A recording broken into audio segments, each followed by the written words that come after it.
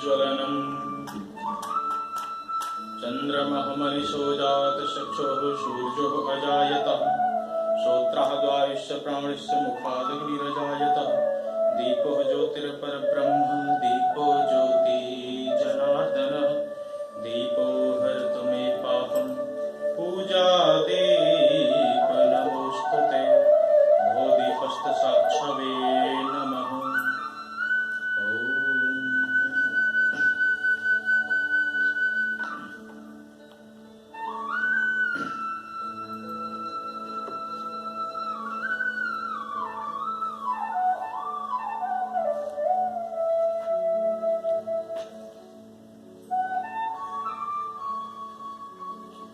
श्री गणेशाय नमः।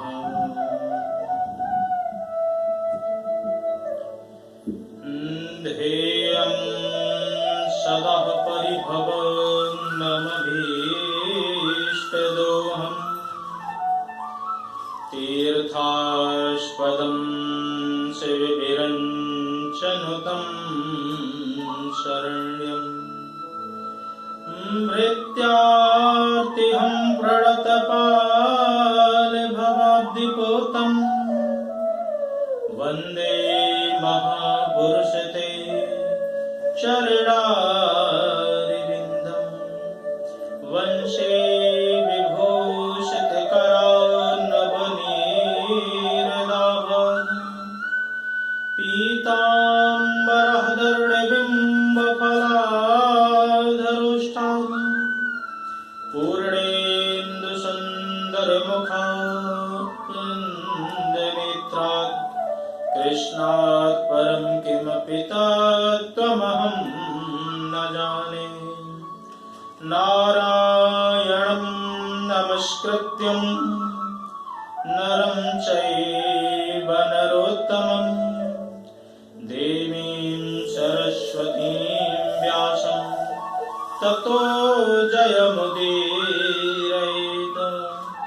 भक्ति भक्त भगवन्ते गुरु चतुर्नाम बपुएक इनके पग बंधन किए सुनासत विघ्न अनेक। आये हनुमंत विराजिए कथा कहूँ मति अनुसार प्रेम भरी गादी धरूं सुबिराजिए पवन कुमार सुबिराजिए पवन कुमार। बोले कृष्ण कन्हैया लाल की जय। एकादशी महारानी की जय। अम्बे मात की जय। जगदम्बे माता की जय। कृष्ण कन्हैया लाल की जय। वृंदावन बिहारी लाल की जय। राजा रामचंद्र भगवान की जय। पवन सुत हनुमान की जय। जय जय श्री राधे जय जय श्री राधे जय जय श्री राधे श्याम। परम मंगल में परात्पर अकारण करुणालय भक्त वांछा कल्पतरु तविंदित विनिंदित श्री बाल कृष्ण लाल के पाद पद्मों में प्रणाम करते हुए नव वर्ष के आगमनार्थ के उपलक्ष्य में आज की जो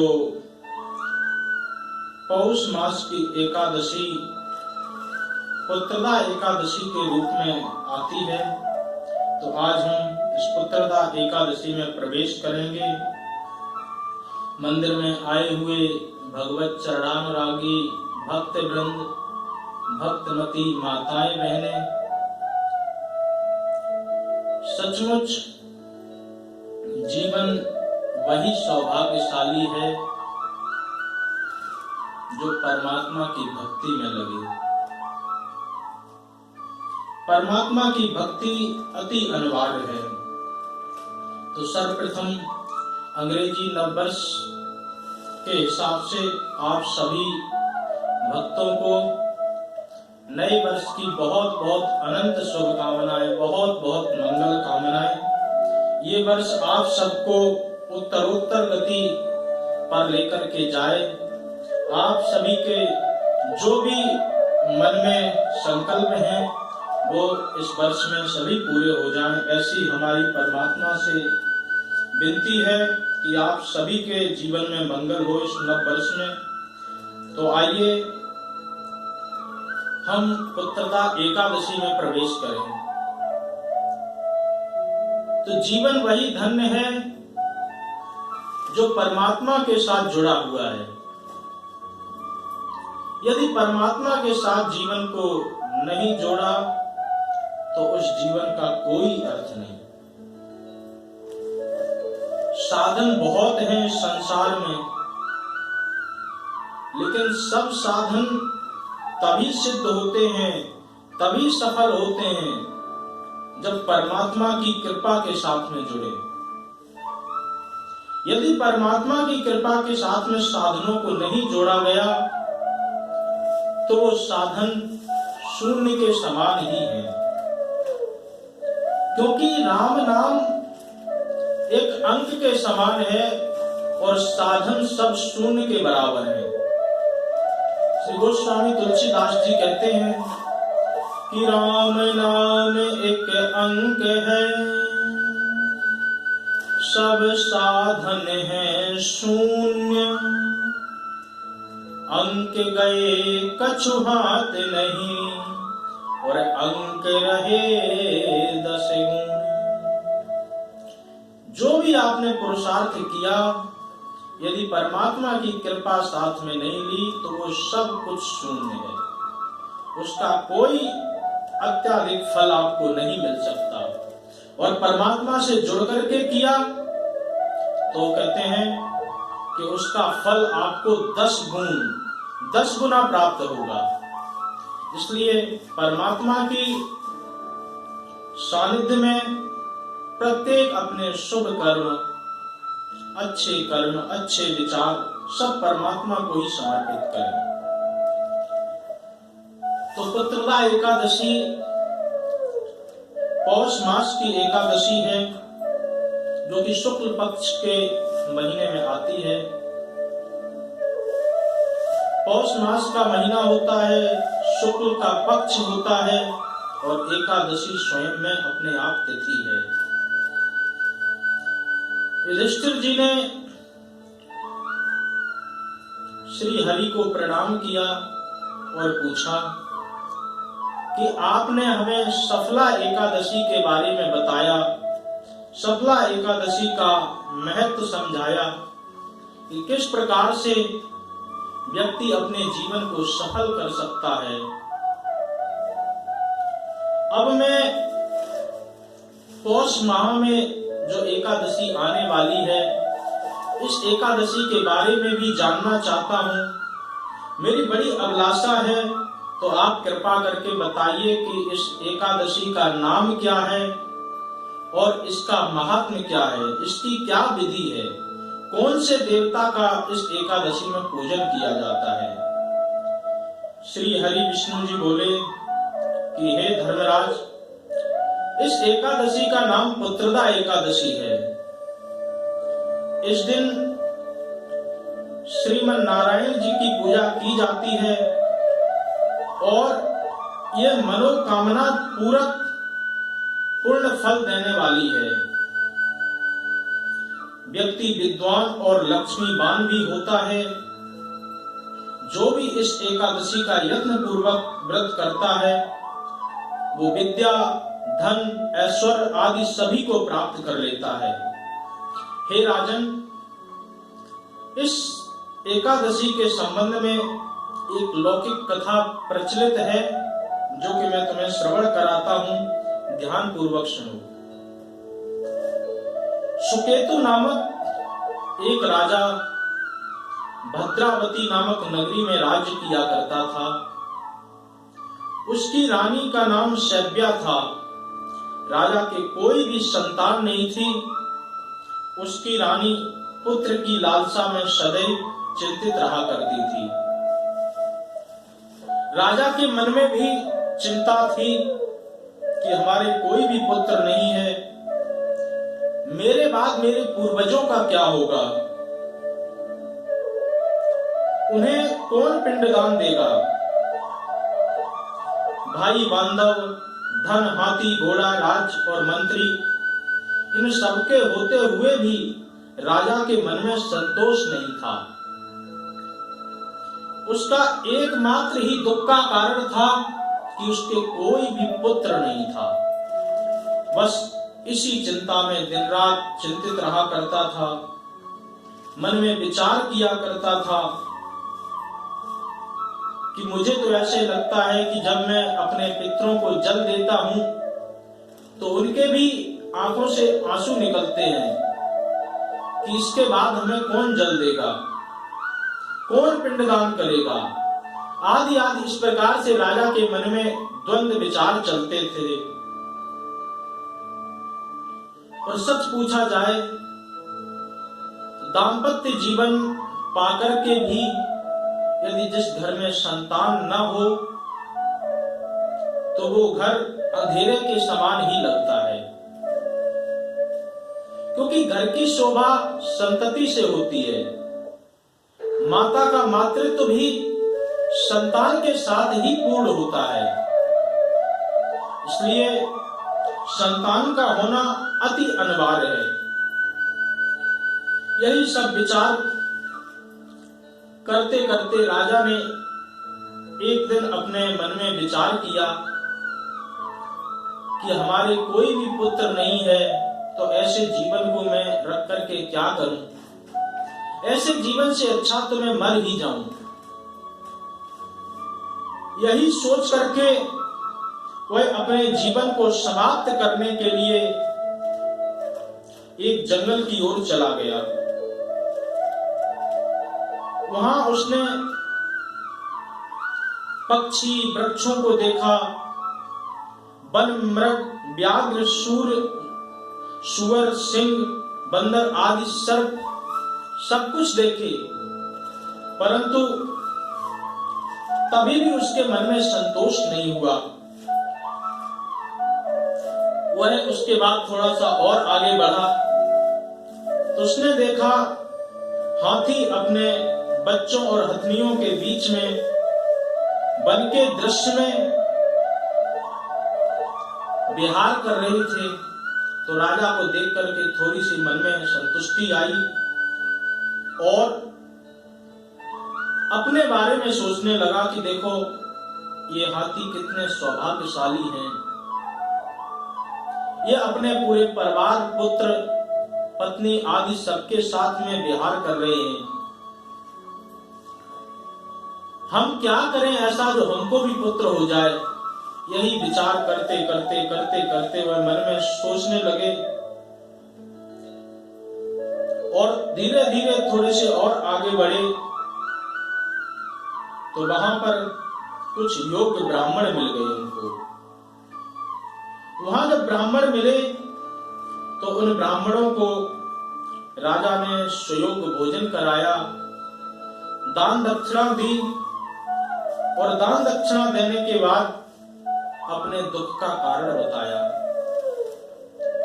ब्राह्मणों ने कहा कि इस समय अभी हम कुछ नहीं कर सकते, परंतु तुम्हें एक मार्ग हम जरूर बता देते हैं। तुम यहीं से आगे की ओर जाओ, वहां पर थोड़ी दूर एक सरोवर है, सरोवर में कमल के पुष्प खिल रहे हैं, सारस, हंस आदि विहार कर रहे होंगे।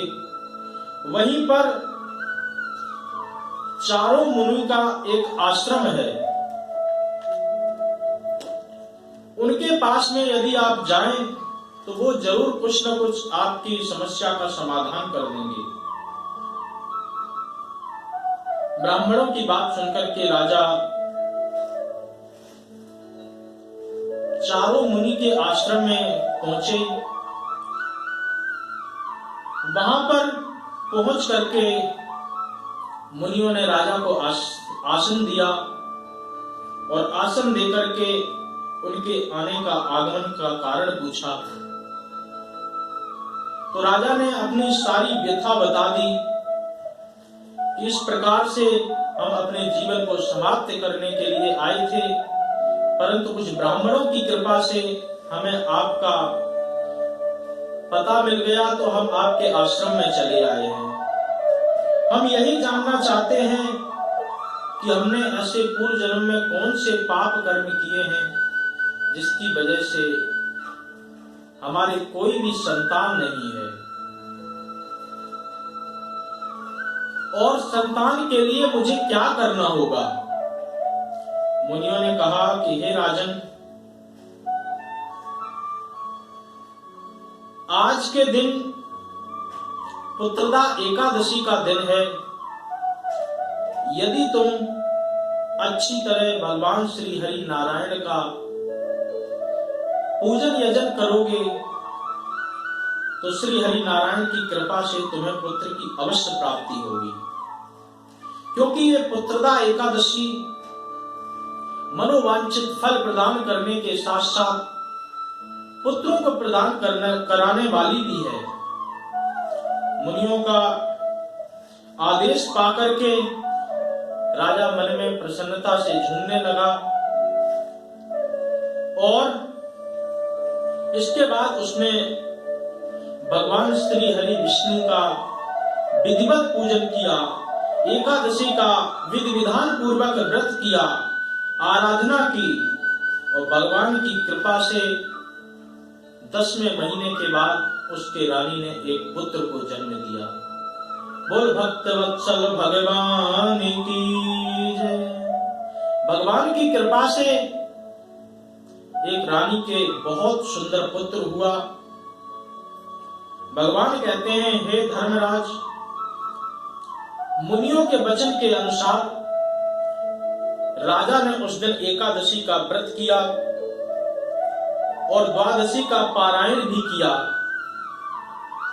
इसके पश्चात मुनियों को प्रणाम करके राजा घर पर आया। उसके संतोष का, उसके प्रसन्नता का कोई ठिकाना नहीं था। तो यह पुत्रदा एकादशी भगवान को प्रसन्न कराने के साथ साथ सभी प्रकार के मनोवांछित फलों को प्रदान करा देने वाली है, और मनोवांछित फलों के साथ साथ में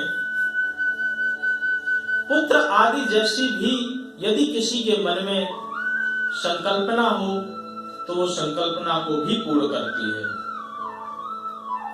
भगवान बोले कि यह एकादशी का व्रत, अनुष्ठान, पूजन बहुत ही विशेष पूर्ण फलदायी है।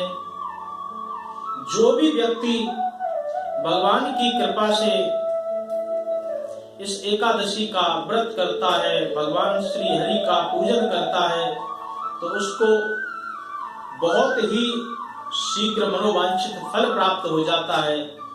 पुत्र आदि की भी उसको प्राप्ति हो जाती है। इसी प्रकार का एक श्रीमद् भागवत महापुराण में प्रसंग मिलता है कि संतों की कृपा से पुत्र पौत्रादि बहुत ही शीघ्र मिल जाते हैं। श्रीमद् भागवत महापुराण में ये गोकर्णोपाख्यान के नाम से एक कथा आती है जो कि बहुत ही इस कथा से मिलती जुलती है। तो वो कथा है, अत्र ते कीर्तयिष्यामः इतिहासं पुरातनम् यस्य श्रवणमात्रेण पापहानि प्रजायते। ये बहुत सुंदर वर्णन है, इसको सदैव श्रवण करना चाहिए। इसके श्रवण करने से जीव के पाप भी नष्ट होते हैं। एक आत्मदेव नाम के पंडित जी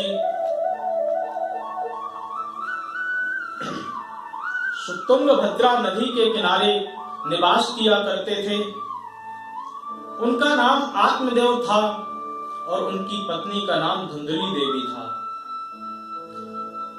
दोनों दाम्पत्य जीवन अपना ठीक से निर्वाह कर रहे थे, परंतु दोनों के मन में एक ही कष्ट था कि उनके कोई संतान नहीं थी।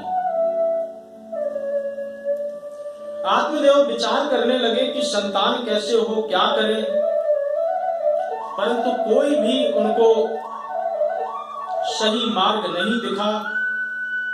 तो वह वन में जाकर के बैठ करके रोने लगे। वहीं से एक मुनि निकल रहे थे।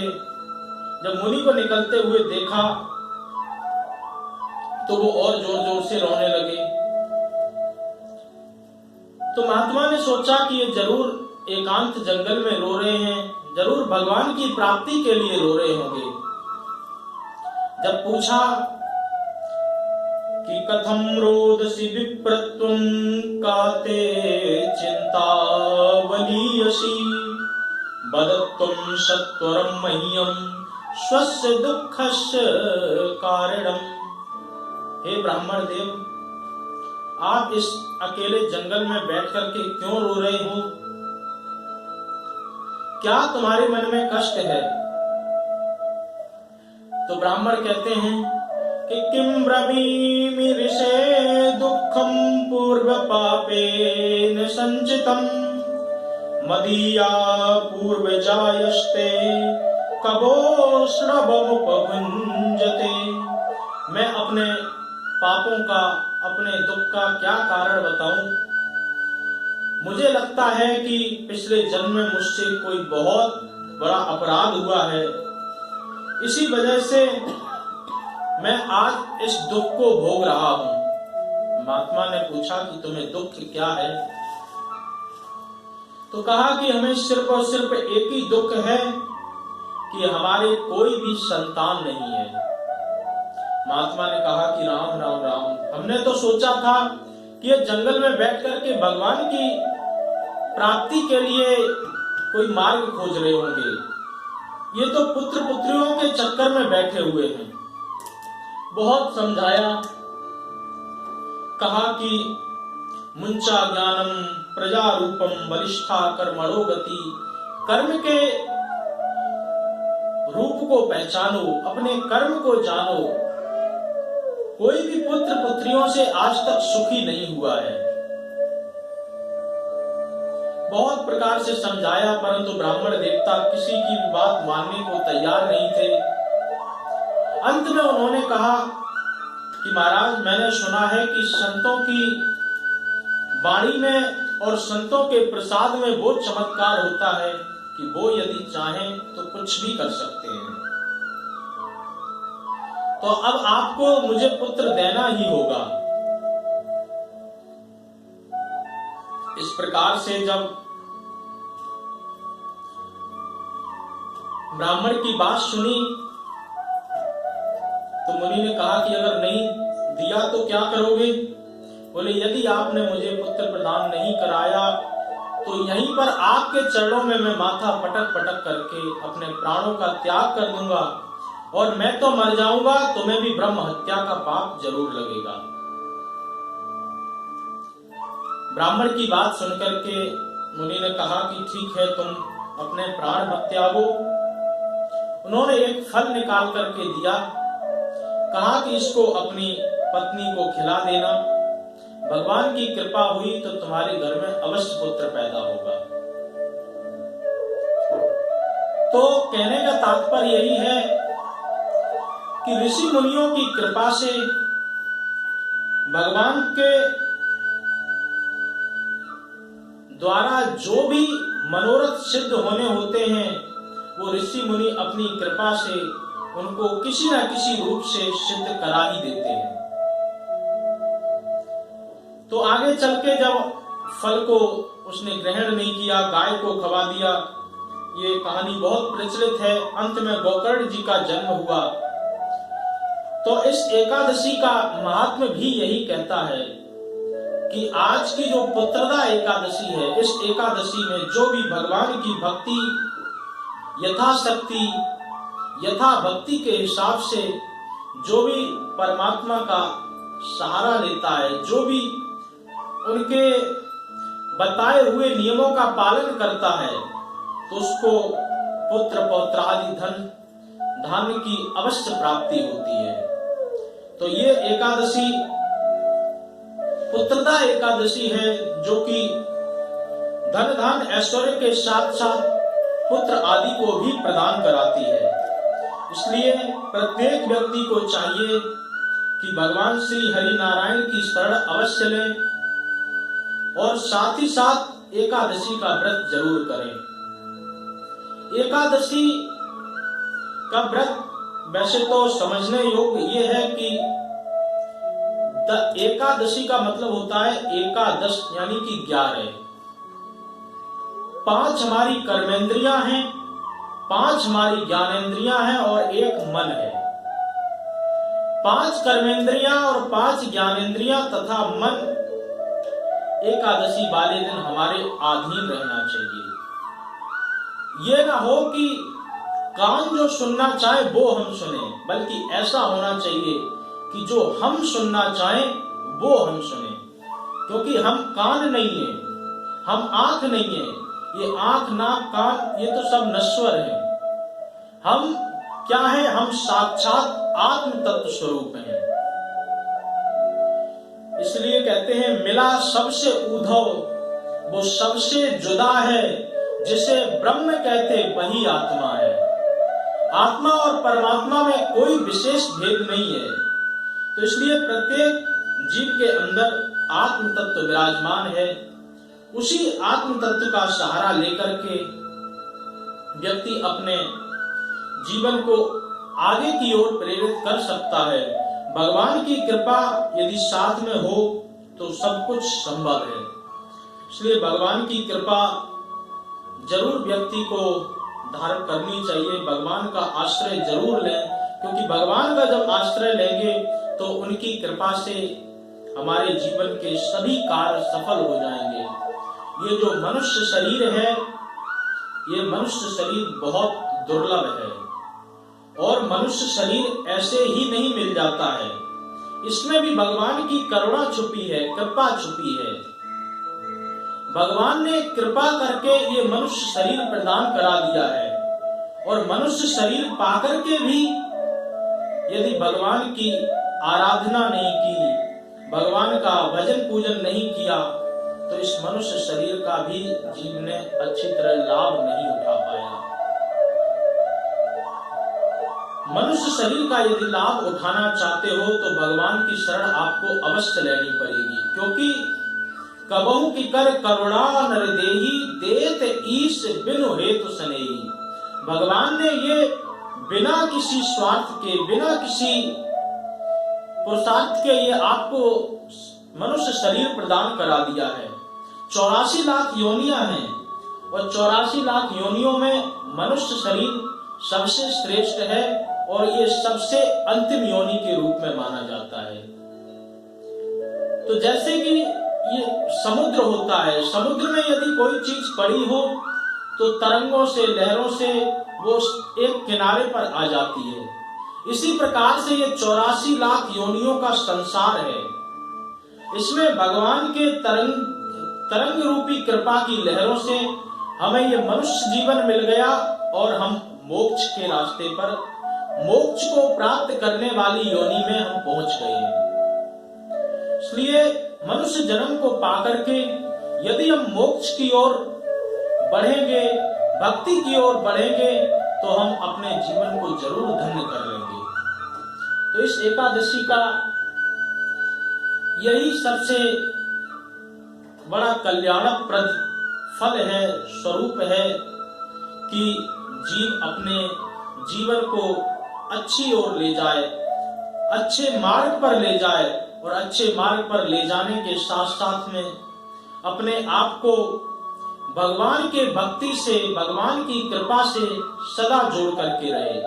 क्योंकि मनुष्य शरीर सिर्फ और सिर्फ उपासना के लिए मिला है, अन्य बाकी शरीर में वासनाएं सब व्याप्त हैं और ये शरीर पाकर के भी यदि अपनी करनी और अपने जीवन को ठीक नहीं किए तो आगे ठीक हो जाएगी, इसकी कोई गारंटी नहीं है। क्योंकि अनेकानेक जन्मों की बिगड़ी इस जन्म में तो बन सकती है, और इस जन्म में भी यदि बिगड़ गई तो आगे बनने की कोई संभावना नहीं है। इसलिए मनुष्य शरीर मिला है तो मनुष्य शरीर के जो कर्तव्य हैं तो वो हमें बहुत ही सावधानी पूर्वक करना चाहिए, क्योंकि यदि मनुष्य शरीर के साथ भी ऐसा न विद्या तपो न दानम ज्ञानम न शीलम गुणो न धर्मा ते मृत्यु लोके भुवि भार्य भूता मनुष्य रूपेण मृगाश्चरन्ति।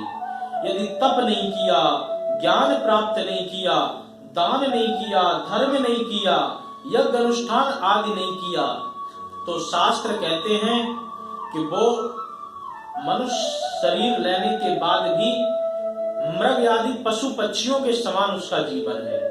तो इसलिए मनुष्य के कर्तव्य को बहुत अच्छी तरह पालन करना चाहिए, बहुत अच्छी तरह समझना चाहिए, क्योंकि समझने योग्य यही बातें हैं। बाद बाकी सुनने और समझने के योग्य जो है उसी को ही सुने। संसार में बहुत कुछ सुनने वाला है, बहुत कुछ देखने वाला है, परंतु जो कल्याण करे ऐसी चीज सुनने के योग्य यदि व्यक्ति अपने आप को बनाएगा तो ही उसका जीवन में कल्याण होगा। ऐसी चीज देखने से जिसका कल्याण हो ऐसी चीज को ही देखना चाहिए, जिससे कल्याण हो ऐसी चीज ही सुनना चाहिए, क्योंकि कान और आंख ये दो ऐसी इंद्रिय हैं, इन्हीं इंद्रियों से आपके अंदर हृदय में सीधे सीधे उतराव हो जाता है। यदि आपने कान से कोई अच्छी बात सुनी तो आपको आपके हृदय को यदि अच्छी लगी तो वो सीधा कान के माध्यम से उतर जाती है। आंख से यदि कोई ऐसा चित्र देखा जो आपको प्रभावित लगा तो वो चित्र भी सीधा आपके हृदय में उतर जाता है।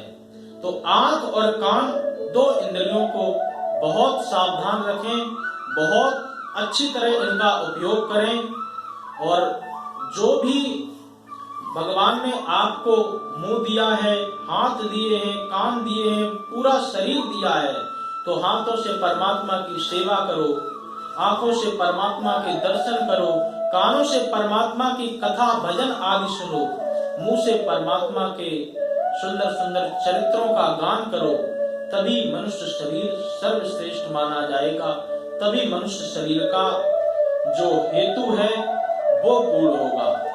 इसलिए प्रत्येक व्यक्ति एकादशी की भी शरण ले, भगवान श्री हरि की भी शरण ले और भगवान से जुड़ करके रहे, क्योंकि भगवान से यदि जुड़ करके रहेगा तो वो जीव अपने जीवन को धन्य कर लेगा।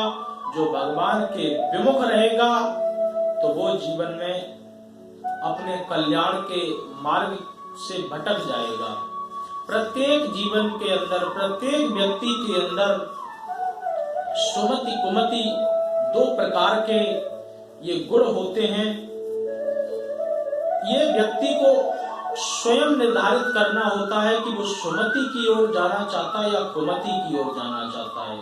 श्री गोस्वामी तुलसीदास जी कहते हैं, सुमति कुमति सबके उर रयहि, नाथ पुराण निगम अश कयहि, जहां सुमति तहां संपत्ति नाना, और जहां कुमति तहां विपत्ति निधाना। सुमति और कुमति, अच्छाई और बुराई प्रत्येक व्यक्ति के पास में है। यदि व्यक्ति अच्छाई की ओर आगे बढ़ेगा तो उसके जीवन में संपत्ति नाना यानी कि बहुत प्रोस्पेरिटी, समृद्धि आदि उसके जीवन में आ जाएगी। कुमति की ओर अगर वो अग्रसर होगा तो वो विपत्तियों में धीरे धीरे गिरता जाएगा। इसलिए प्रत्येक व्यक्ति को अपने मन में विचार करना चाहिए, अपने मन में सोचना चाहिए कि उसको इस जीवन को किधर ले जाना है, सुमति की ओर ले जाना है या कुमति की ओर ले जाना है। तो मेरे हिसाब से जहां समृद्धि संपत्ति मिले उसी की ओर ही जीवन को ले जाना चाहिए। तो भगवान की भक्ति अपने मन के जो भी द्वंद्व है, विचार हैं, उन सबको बंद करके भगवान की भक्ति में प्रत्येक जीव लगे। एकादशी महारानी की शरण ले। आज की एकादशी का यही विशेष निर्देश है कि जो भी दंपति अपने जीवन में संतान से वंचित हों या ऐश्वर्य समृद्धि से वंचित हों तो वो पुत्रदा एकादशी की शरण लें, पुत्रदा एकादशी का विधि पूर्वक व्रत करें तो भगवान की कृपा से उनके घर में संतान, सुख संपत्ति आदि का सभी प्रकार से मंगल होगा, संतान भी प्राप्त कर लेंगे और सुख समृद्धि भी उनको मिल जाएगी। बोल एकादशी महारानी की जय, कृष्ण कन्हैया लाल की जय, राजा रामचंद्र भगवान की जय, पवन सुत हनुमान की जय, उमापति महादेव की जय, लक्ष्मी नारायण भगवान की जय। जय जय श्री राधे, जय जय श्री राधे, जय जय श्री राधे श्याम।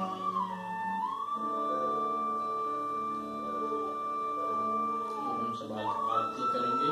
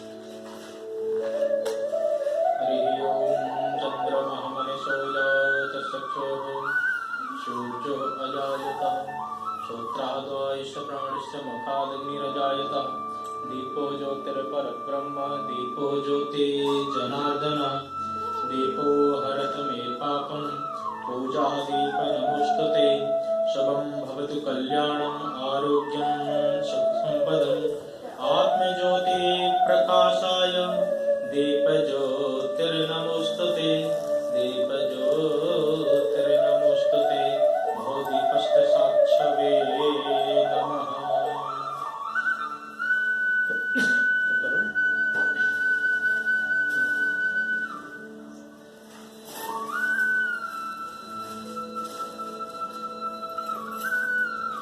बांके बिहारी तेरी आरती गाऊं, हे कुंज बिहारी तेरी आरती गाऊं, आरती गाऊं प्यारे आपको मनाऊं, आरती गाऊं प्यारे आपको मनाऊं, श्री बांके बिहारी तेरी आरती गाऊं, मोर मुकुटे तेरे शीश पे सोए, प्यारी बंसी मेरो मन मोहे, देख छवि बलिहारी में जाऊं, श्री बांके बिहारी तेरी आरती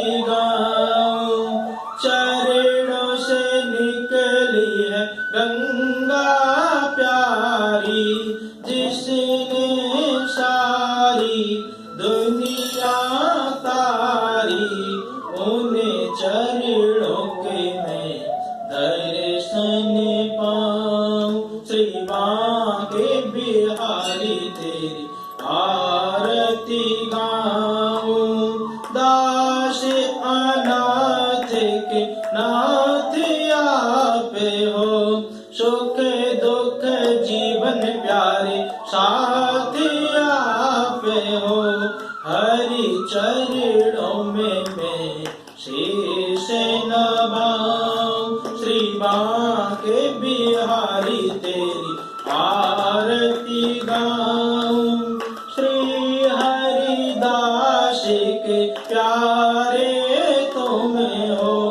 मेरे मोहन जीवन धन्य हो।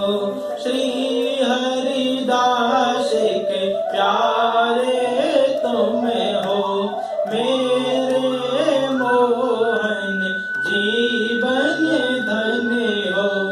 देखे युगल छवि बलि बलि जाऊं, श्री बांके बिहारी तेरी आरती गाऊं, आरती गाऊं प्यारे आपको मनाऊं, आरती गाऊं प्यारे आपको मनाऊं। श्री बांके बिहारी तेरी आरती गाऊं, हे कुंज बिहारी तेरी